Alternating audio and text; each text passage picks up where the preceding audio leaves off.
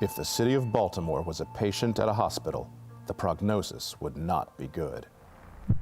Once a proud city with nearly 1 million people, the population may soon fall below 600,000. The sounds of sirens fill the air as police run from murder to murder. Hundreds of people are dying on Baltimore's mean streets. The scars of neglect are evident for all to see. Crumbling roads, decaying buildings, broken homes, trash piles up in alleys and streets. The sense of hopelessness fills the air. Baltimore is a city in crisis. What can be done to save our city? Who can save our city? From Fox 45 News, this is Your Voice, Your Future Town Hall. Good evening and welcome to a candid conversation about the serious challenges facing Baltimore City. From crime and grime to the long road to recovery from the COVID-19 pandemic, it's all part of what faces our city in crisis. I'm Kai Jackson and I'm pleased to be joined by my co-host tonight, Fox 45 News political reporter Mackenzie Frost. Now we have a panel of experts tonight with a unique perspective on the city's challenges. That's right, Kai. Joining us, we have Sean Kennedy of the Maryland Public Policy Institute, Reverend Al Hathaway, senior pastor at Union Baptist Church and the founder of Act Now Baltimore, Bishop J.L. Carter, pastor of Ark Church, Bishop Angel Nunez, senior pastor of the Bilingual Christian Church, and Giovanni Patterson, former Republican candidate for Baltimore City Council president and co-founder of Metro Conservative Media. Now, we wanted to start right off with Reverend Al Hathaway, but first, let's take a listen to something Mayor Brandon Scott said just yesterday about the number of young people becoming victims of shootings in recent days. This level of violence is extremely frustrating for me and for many in Baltimore City. We have a lot of work to do to reduce the number of illegal guns on the streets of Baltimore. We also have a lot of work to do when it comes to changing the culture of how we resolve conflict in Baltimore, both as a city and as a community, because some of the stupid conflicts that are resulting in young people and others being shot in the city absolutely can and should be resolved in a different way. And that's a culture change that we all have to work towards making in our city. Now, Reverend Hathaway, you launched your new group, Act Now Baltimore, with the goal of working with city council members directly to find some solutions and create some of those culture changes we just heard the mayor talking about. Last week was the new beginning for your group, but you've been in the community for quite some time. Have you had any conversations with anyone inside City Hall about your goals or any feedback of this new group so far?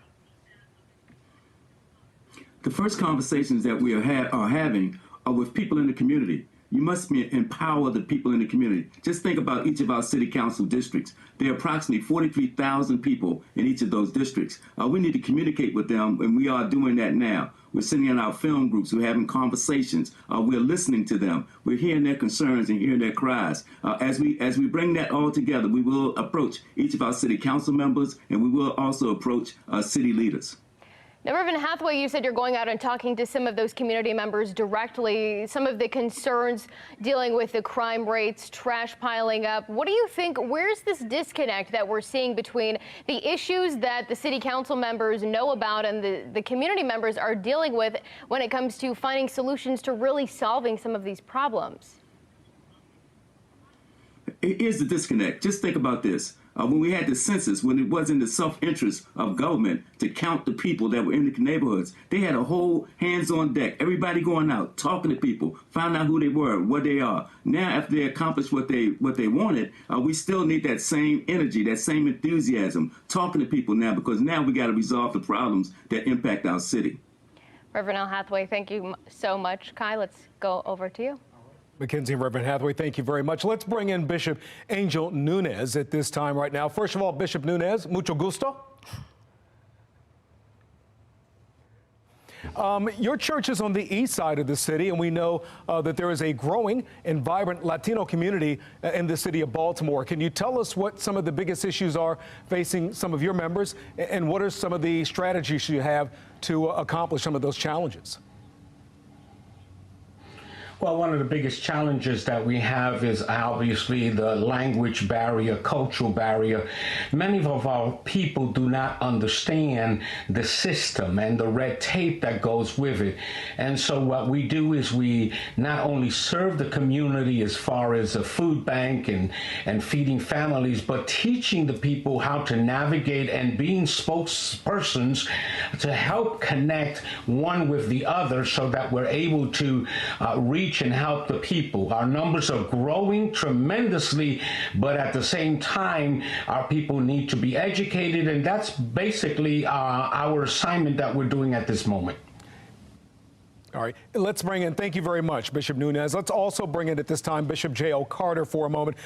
Bishop, you and I sat down and, Bishop Carter, is Bishop Carter there? Okay, we wanted Bishop Carter, you're in the Oliver community in that neighborhood off of North Avenue. Tell us about some of the concerns that you have right now.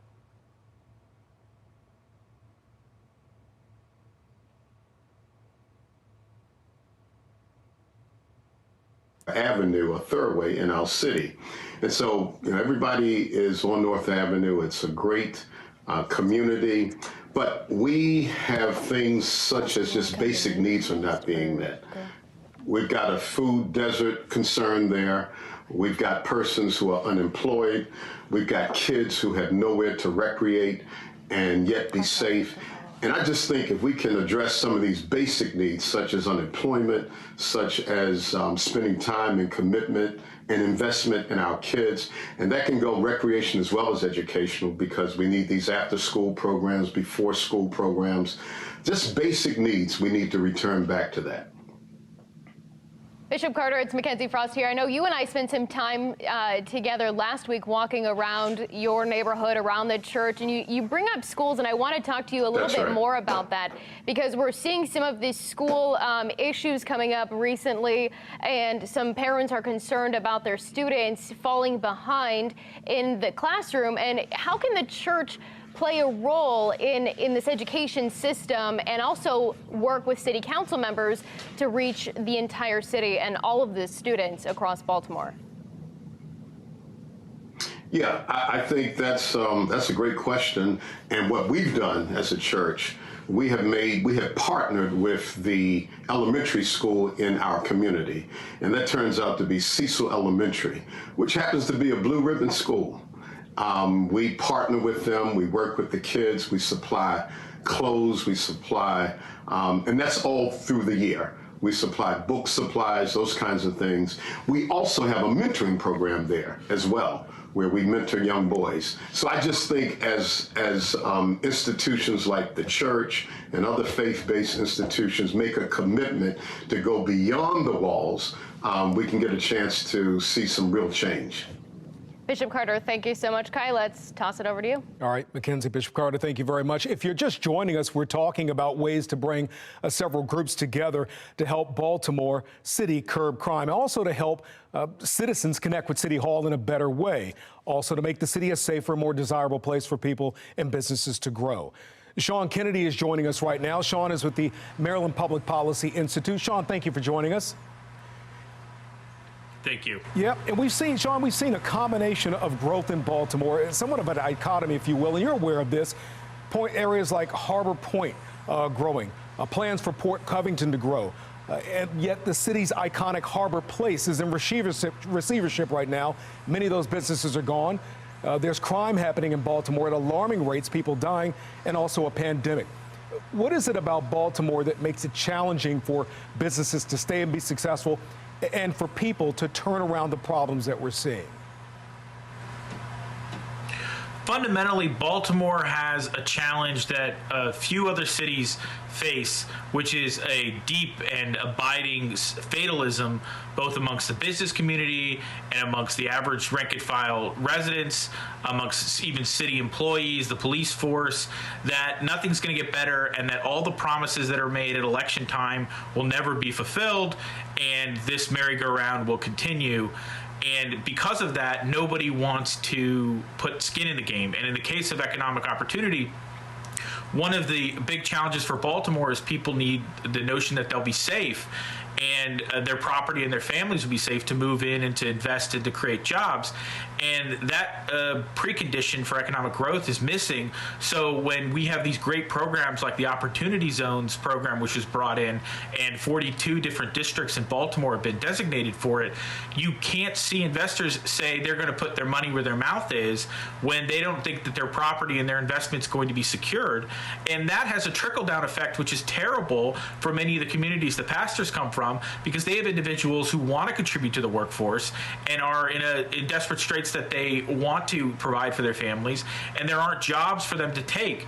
And unfortunately, that means that the drug trade and other illicit activities become lucrative, or at least are the alternative to legal economic work. And that puts people in a bind. Why take a straight job if you could take a black market job and make more money, because there are no good straight jobs available. And so, Sean, how does the community, whether it's a community doing it on their own or in concert with those pastors or in concert with city, how do they sit down with the business community and spur both investment and a safe community? Well, I think one of the interesting things, which I think some of the pastors can speak to, is something that's, I think it should be a shocking figure, but is in a way an asset to the city of Baltimore.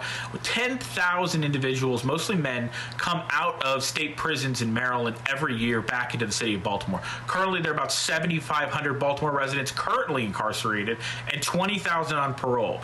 1/3 of the male population of Baltimore has a felony record. These are what we call returned citizens. They can't often get work. They can't get government assistance. They can't get opportunities because of bars both at the government level and at the social and cultural level. And we need to harness those assets. Some of them have training in prison or other entrepreneurial skills, for want of a better word, and those aren't being put to work. If we can get those people back to work and give them hope that Baltimore, their community, is worth turning around, that we're going to be in a great position to see Baltimore grow and grow from the bottom up. That's a good point. Sean Kennedy with the Maryland Public Policy Institute. Sean, thank you. All right, thanks, Kai. Now let's bring in Giovanni Patterson. I want to talk to you for a moment because when you ran for city council president last year, I know you talked a lot about taxes in the city. And how do you think a potential change in the tax system could help spur businesses within city limits? Well, I think the City Hall already recognizes that tax incentives bring business development. That's why we see the development that we do along 83, along the waterfront. But those same tax incentives don't, translate to the rest of Baltimore. In East and West Baltimore, those tax incentives don't exist. So if we want to strengthen our neighborhoods, strengthen our communities, we have to make home ownership more affordable. If you go through any homeowner neighborhood within the city, you see the trash is picked up. It's pretty safe. But then when you go into these communities where there's less home ownership, there's more blight, there's more trash, and this is where a lot of the crime happens. And when we build our communities, you can also build businesses within the communities. You have close access to, free thinkers, different thinkers that can build businesses right there locally, whether it's, creating T-shirts or music or having their own grocery store. Giovanni, thanks. We're having a little technical difficulties, but I can still hear you. So I want to ask a quick follow-up question because you mentioned some of the development in some neighborhoods, but less development in other neighborhoods. What do you think it'll take for some city leaders to put more emphasis on the other neighborhoods where we're seeing some more blight, less trash pickup, and some more crime, frankly, in some of these neighborhoods? What will spark that change for more investment in other areas of the city? Well, it just takes someone bold enough to do it. Like just somebody bold enough to say, hey, this is how we're going to restructure the property taxes. There's all this talk oftentimes about affordable housing. But the way our housing and tax structure is set up right now, it's not affordable. Also, let's start leveraging Section 3 of HUD housing, where we can actually build communities and jobs instead of Section 8. We promote the wrong tools and wrong mechanisms within our communities, that one have a negative effect instead of building the communities with tools that can, create jobs, create ownership, create business ownership, and create thriving communities. Let's start looking at Section 3 of Housing and Urban Development instead of Section 8. Giovanni Patterson, thank you so much for joining us. I want to bring back Reverend Al Hathaway again. Thank you so much for joining us. Reverend Hathaway, let's keep on this topic of growth and economic development, because I want to bring in how your group, Act Now Baltimore, could really have some sort of hand in all of this when it comes to developing more neighborhoods across the city. Do you see your group playing a role in that conversation as well? Yes, most definitely. When you think about each of our faith-based institutions, we are anchors in that community. We are major investors in that community. We have a stake in that community. I believe I have to commend Brother Patterson. He brought up a key point. One of the things that we had proposed way before with my Act Now movement was the redevelopment of color homes. Just think about that. One of the largest owners of substandard property in West Baltimore is the Housing Authority of Baltimore City. We proposed a program where we would use Section 3, where we use opportunity zones, where we would create opportunities for jobs and whatnot, and it was rejected. When you have also in the same neighborhood, State Center, there's another 25 acres that could be redeveloped for economic development. I marched 800 people to that site demanding jobs. We want jobs. The jobs are right there if we would make the investments in these communities. And what we do as faith leaders is that we advocate for investment in communities because we ourselves have made an investment as well. When it comes to jobs and job creation and job growth, though, talk a little bit about the job training when it comes to preparing people who live and are born and raised in this city, coming out of school. How can you prepare them for a job when it's time for them to graduate high school or graduate college and look for that next step in their life? Well, I think there's one, we know that we have to have job training. We know that we have to have the kind of industrial arts in the local schools. But let me give you an example. When we announced Act Now, we had through Comptroller Franchos and Teamsters 710, we got an offer of 100 jobs there in Jessop's, Maryland, $16 an hour and benefits. And there are people now going to our website, signing up. There are job opportunities. I had another job person call. Everybody you can send to us, we want to hire them. That was at $17 an hour. There are jobs where people can start. But the problem that I have is that we've got a breakdown with government where we, in fact, do not find ourselves facilitating the connection between people and jobs. Reverend Hathaway, thank you so much. Kai? Mackenzie, thank you. And Reverend Hathaway, thank you. Let's talk again with Bishop Angel Nunez. Bishop Nunez, I want to ask you, yes, a lot of the problems that blacks face in Baltimore, Latinos face in Baltimore, that blacks face in Houston, Latinos face in Houston or in Sacramento. So these groups very often face some of the same problems, which might often be low unemployment, lack of affordable housing, as Reverend Hathaway talked about, also crime in their neighborhoods and communities. Are you having conversations with black organizations in Baltimore, leaders, so that these organizations are working together and not necessarily doing things in a disparate kind of manner? Absolutely. We are working together with African-American groups, pastors, leaderships. I am the president of what's called the Multicultural Prayer Movement.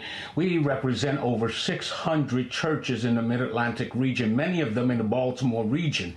And what we found is that a lot of the challenges that African-Americans have, Latinos also have. But there's been a breakdown for so long. Separation of church and state is the excuse we always get when we step up to the plate and we want to help and partner with our political leadership so that we can change our community. They tell us they want to sell us the houses, empty properties for $1. Okay, great. Let's buy a building for $1, a house for $1. But they don't tell us is that you got to submit a proposal and it's going to be taking $50,000, $60,000 to renovate that property so that we can finally get it back in the market. Well, churches don't have that, but I do want to emphasize this real quick.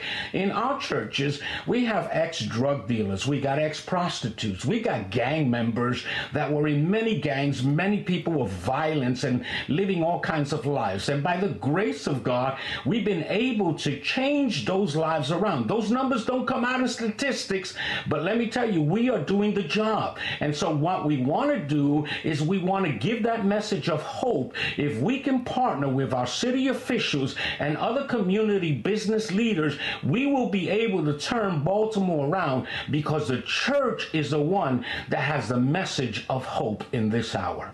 Bishop Angel Nunez with Bilingual Christian Church and a message of hope. Bishop Nunez, thank you. Mackenzie? Thanks, Kai. Let's go to Bishop Carter again. I want to talk a little bit about this effort as a whole, because again, you and I have talked about this. You want to bring accountability to City Hall and to city leaders, and some people have said that these pastors and these churches have been in the community. They've seen some of these struggles for year after year after year. So, Bishop Carter, why make such an emphasis on this accountability in City Hall right now? Well, we are a people of hope, and when no one else believes, the church still believes. And I think each one of our churches have that track record of persevering through difficult times and hard times. I am convinced that when we do things together in the spirit of unity, working together, we can get a lot done. Now, I happen to think that our new mayor and our new vice president of city council and the whole councilmatic constituency really want a better Baltimore. Well, we want the same thing too. And they cannot do it alone, and we certainly cannot do it alone either. But coming together in the spirit of unity, finding out what the differences are, hearing from the community, because we are right there in the community. We hear what they don't hear at City Hall. We see what they don't see at City Hall. So I'm convinced that if we can continue to move in the spirit of unity, and that's what Act Now Baltimore is all about, a collaboration of coming together for a common goal for a better Baltimore. Bishop Carter, you say that you and other pastors in the community hear and see what some city leaders don't hear and see. Do you think it's their responsibility to know what's going on in their districts, though? It is, and I don't want to paint, I do want to be clear and understood correctly. We appreciate those who have stepped into those places to provide leadership. Okay, now let's work together so that we can cover the whole base. I think what we see, what they see, together we can come together, and it's important to do it now. Our children need to have hope for the future. Our seniors need to know that we will return back to those days when Baltimore was great and grand. Baltimore is my city. You know, I was born here. I was raised here. I got a good education from Baltimore Public School. I learned how to play the saxophone from Baltimore Public School system. And I just know we can do better. And we've got some council persons who have that same history and that same background, and coming together. I don't think it's been a lot of working together in the last several years. We're talking about coming together in a greater way. Bishop Carter, timing seems to be everything right now. Thank you so much. Kai? Mackenzie, thank you. Bishop Carter, thank you. Sean Kennedy, we're going to talk with you again. Sean, in our preparation for this event, Mackenzie and I were looking at things happening in Detroit, Michigan. Mackenzie actually is from the state of Michigan, and one of the things we were noting is how Detroit is on somewhat of a rebound, as people note. But we also noticed something very interesting. That rebound is limited to the downtown area, and people on the outskirts, many of them, many black folk, have lost their houses, and now developers are coming in and developing that property. Are you concerned that that's going to happen to Baltimore? That Baltimore will rebound, but many of the city's economically disadvantaged, many of the city's black citizens will end up leaving or being pushed out, if it's not happening already? That's a challenge. I mean, it's obviously a derided term, gentrification, and I don't see gentrification as a negative force if it's done in the right way. The issue in Baltimore, which I think some of the pastors were getting at, and where the city can be helpful, but also outside forces, businesses, the kind of developers you're talking about, is getting access to capital. One of the biggest challenges is Baltimore does not have a major bank based in Baltimore. All the major banks that operate in Baltimore are branch. They are not making local decisions. This is New York making decisions, Chicago making decisions for Baltimore, and their robot computer algorithms are deciding who gets loans to start businesses, to buy homes, to do things like that. And if an African-American citizen who's who's got a good job and is doing well, but has a bad credit score, they can't get the loan to buy the house or to renovate the property, like Pastor Angel was saying, Pastor Nunez. They can't get the money to do that. We need better access to capital, and one of the ways to do that, that's a simple thing the city could do, that it doesn't involve billions of dollars, is cleaning up the title mess. And I know this sounds strange, but deeds in Baltimore are a total disaster. We don't know who owns half the properties in parts of Baltimore because they've been passed on informally over generations, and now nobody even could leverage that and take out a loan against it because their name's not in it. The city needs to go in with people like the pastors and clean up who has right of ownership of these properties. They have value. They could be leveraged as collateral, and we could get more capital into the city of Baltimore to hold on to those homes, to repurpose those homes, like some of the pastors are saying, redevelop properties. I mean, one of the things they talk about, Section 3, is the idea of giving ownership, giving people a stake in the public housing projects they live in, and basically say your rent is going into escrow so that you now have equity in the property you own. That creates value and lets people have a stake in their community, and they say, I'm sick and tired of the trash not getting picked up. I'm sick and tired of the violence. I own this house. And when that happens, you see a turnaround in these neighborhoods. Sean Kennedy, that is fascinating information, and we've got to move on, but I'm promising you, Mackenzie and I are going to follow up with you, particularly on the subject of clearing up the title issue in Baltimore, because that's fascinating, and I think that's a discussion we should have in greater detail with you. Fair enough? Mackenzie? Definitely. Absolutely. Yeah, absolutely. I think, Sean, I'm sure that I will be sending you an email pretty shortly after.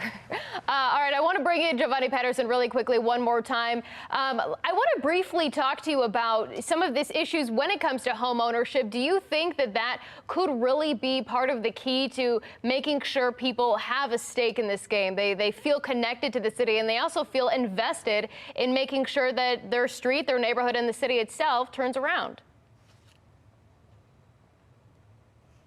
Absolutely. Ownership creates the way you have the skin in the game. Right now, it's too easy to play the blame game, and that's what we see in City Hall too often.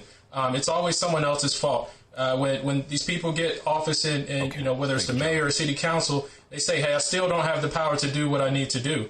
The ownership creates value, and when you value your property, when you value your space, you take care of it. That's why we need to create more homeowners. We need to put families back together. We need fathers back in the home. We have to address our child support system, which has had too many men subject to the state instead of being able to work and take care of the families where they want to be. We have to put the ownership and families back together, and that's when we'll truly see Baltimore return to the city on the hill. You bring up addressing some of the criminal justice aspect of this. This conversation is really talking about the city, but you bring up a point. Does this conversation need to bring in state leaders as well to help the city turn itself around? When it comes to the child support system, yes, but a lot of it is right here. We have to take care of our home. We have to return to the order, and that's what we've lost. Within our communities, there used to be an order in the home, and there used to be an order in the communities. There was a time when we didn't depend on government, and we just did what we need to do because it was the right thing to do. Now we've created this culture where we ultimately depend on the government, and the government is saying, hey, you can depend on us, and ultimately fail. So we have to get back to the basics. We have to return to the order where we can do it. There's a phrase, you teach a man to fish, he can eat, or give a man a fish, he eats for a day. You teach a man to fish, he eats for a lifetime, and we have to go back to fishing for ourselves. That's interesting. Giovanni, quickly again, looking at the city right now, the moment that we are in after an election, what needs to happen from here on that could really be some of the crucial decisions that could be made working with the community members? Well, it starts with education, too. I think we have too many people in the dark of what's actually going on. I mean, I think that's done by design. Because the city doesn't want the young people coming up to know how government works. They want you to rely on them. I think the communication really needs to happen in understanding the actual processes and procedures of how government works. When people have the knowledge and know better, we'll do better. But it starts with the simple communication. It starts with getting back to order, getting back to fundamentals, and it starts with self-responsibility. communication and teamwork. Thank you so much, Giovanni Patterson, for joining us tonight. Kai? Mackenzie, thank you. Giovanni Patterson, thank you as well. This is a quick discussion, Mackenzie, as they typically are, but I think it's a lot of fodder for our discussion, and also it's going to lend itself to you and I doing some reports outside of our town hall to talk about some of these issues, particularly some of the ones Giovanni mentioned, Reverend Hathaway, and also Sean Kennedy as well. Absolutely. Definitely. Well, Mackenzie, first of all, thank you very much for your participation in this tonight. It elevated our conversation. But that is all the time we have tonight. We want to thank our panel of experts and Sean Kennedy with the Maryland Public Policy Institute, Reverend Alvin Hathaway, Sr., pastor at Union Baptist Church, and the founder of Act Now Baltimore, Bishop J.L. Carter, pastor of Ark Church, Bishop Angel Nunez, senior pastor of the Bilingual Christian Church, and of course, Giovanni Patterson, former Republican candidate for Baltimore City Council, president, and also co-founder of Metro Conservative Media. Mackenzie? Yes, Kai, thank you. And thank you for joining us in this discussion this evening. Have a great night.